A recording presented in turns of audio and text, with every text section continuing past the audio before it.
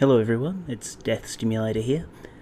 Today will be the first day that I'm doing some post-gameplay commentary.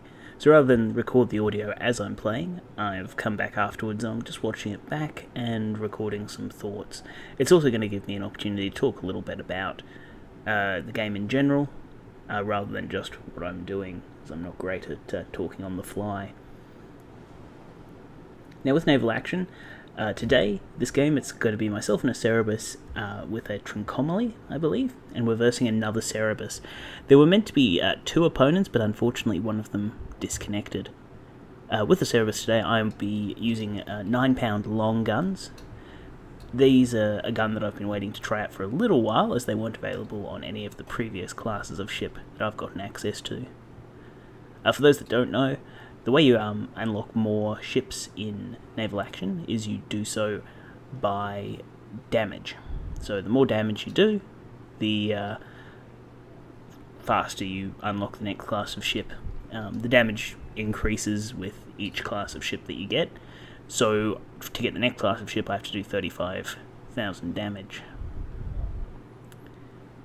Now, this battle gives an opportunity to look at the advantage that getting a few initial hits can give you, as basically the Cerberus and I actually trade blows for a very long time. Very few shots are gotten off by the Trincomalee, and they only get to use their forward chasers in this up until the end.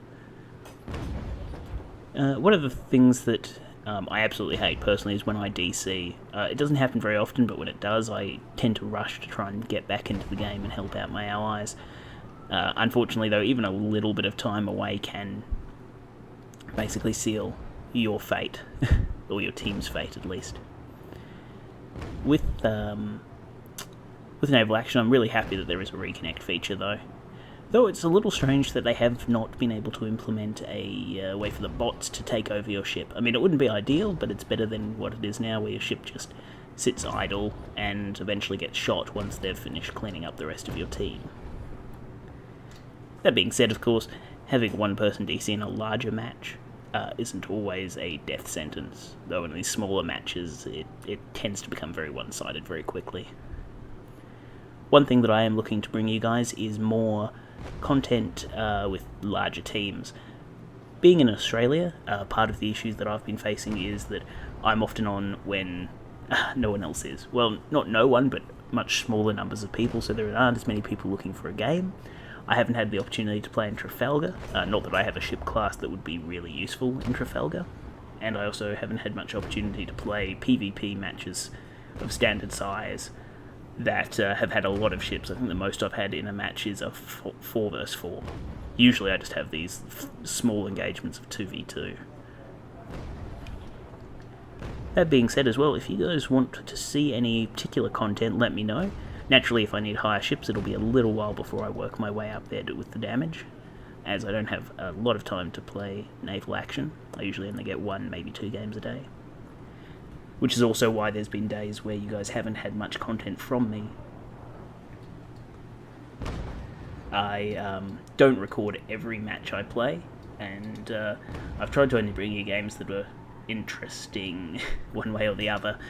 This is not an example of one of those, but it's the first one that I've had an opportunity to record since yesterday, when I couldn't get onto the Naval Action servers, basically at any of the times across the day that I attempted to record. Now, I'm certainly excited to bring you guys more games of this, and it's something that I hope to keep on the channel for quite a while. I'll eventually go back and start playing some of the smaller classes of ship, as their maneuverability really makes them my favourite class.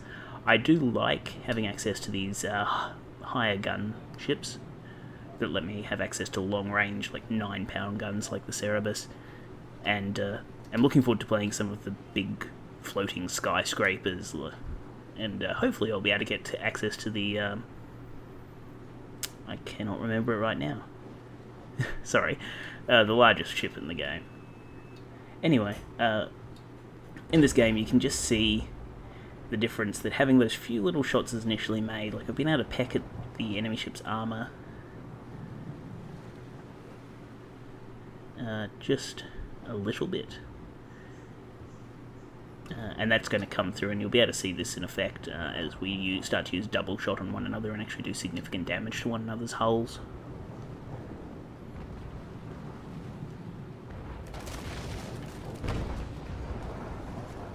So, with Naval Action, once again, naturally there's a lot I need to improve on, particularly my positioning, the use of sails, positioning of masts, so on and so forth. I've gotten a little better at it, but that's just something that's going to come with practice, and I'm certainly working on it, also doing a bit of reading up about the different weapons, so I actually have a better understanding of why I'm taking damage and why I'm not doing as much damage. One thing I haven't brought you guys yet, and I'm certainly going to try to do so, is boarding. I think you may have seen a tiny bit of it in one of my videos. It's not a strategy that is super fun to watch, but it just adds another little element to the game, and hopefully as we move into playing with more ships, you guys will see that a little more frequently. It's not for lack of trying, it's just the opportunity rarely comes up. I don't always fulfill the conditions required to board, and I often don't maintain the right speeds to board. You have to be going fairly slowly, I think, otherwise the ships just pull apart pretty quickly.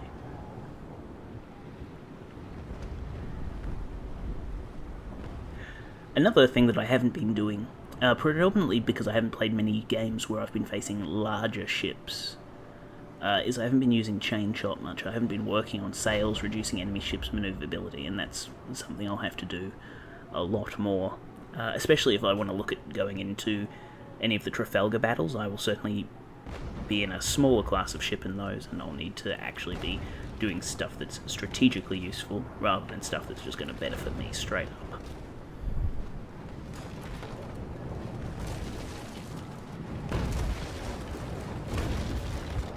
Yeah, and if we just have a look for a moment at the damage being done to armour, his left side suffered about the same amount as me, which just shows the an equal effectiveness of the double shot.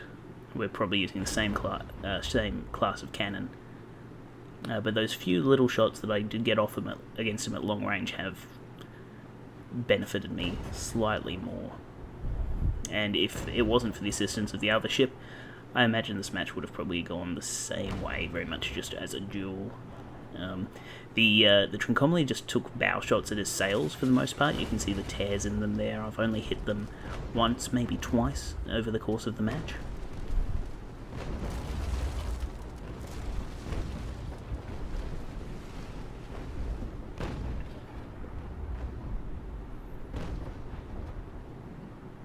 And yeah, a little bit of impact coming in from the Trincomalee there.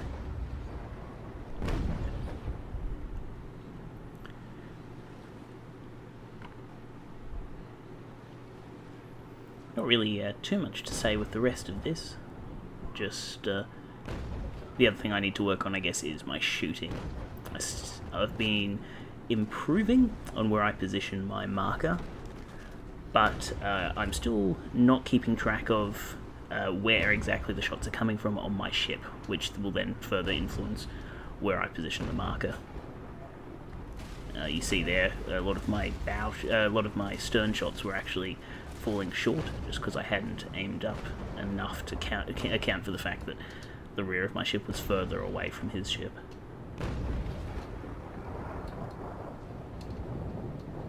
I also don't really do well enough in taking account the motion of the waves. That was really evident in the last storm map I put up with the snow.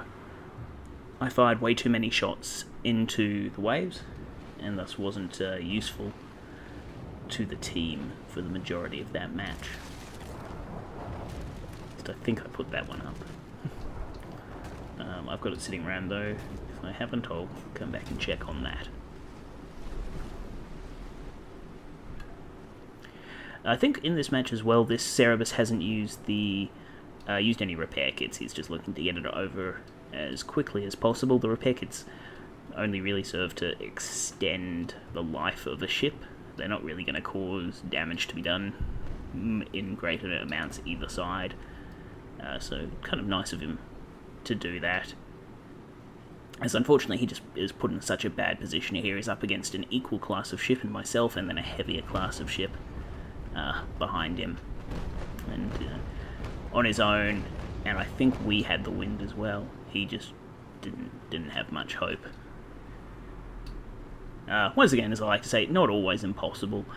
However, it's an amount of deliberation as to whether it's fun versus the amount of effort it's going to be. And if you're looking to play it just for fun, as I think, with Naval Action probably everyone should do, you don't really want to waste a ton of time when you can just go out and get another game. So we might wrap it up for there at the moment. If you did enjoy the video, do consider liking, commenting, favouriting or subscribing, as your support really does mean the world to me. This has been Death Stimulator. Thanks very much for watching, and I'll see you guys next time.